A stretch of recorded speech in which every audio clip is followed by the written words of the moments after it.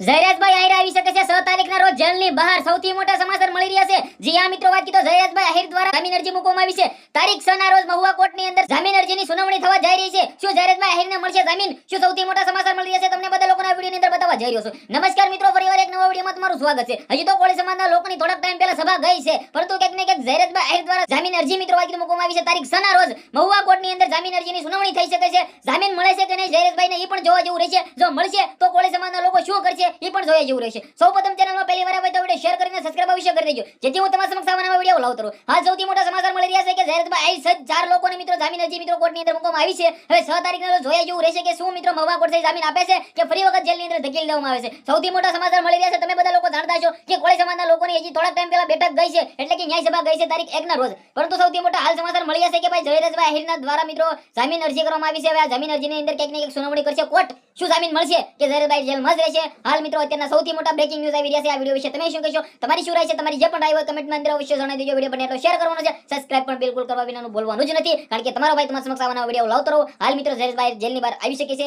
અને પણ ક્યાંક ને ક્યાંક ન પણ આવી શકે છે। કોર્ટ જે નિર્ણય કરશે ક્યાંક ને ક્યાંક સારો કરશે। જેલની અંદર રાખવા હશે તો જામીન નહીં આપે, તો જો બહાર રાખવા અટવા હશે તો ક્યાંક ને ક્યાંક જામીન આપી દેશે। વિડિયો શેર કરો, ફોલો કરો। આજના વિડિયોમાં આપણે નવો વિડિયો મળે જશે બધા લોકોને દિલથી ધન્યવાદ। જય હિન્દ, જય ભારત।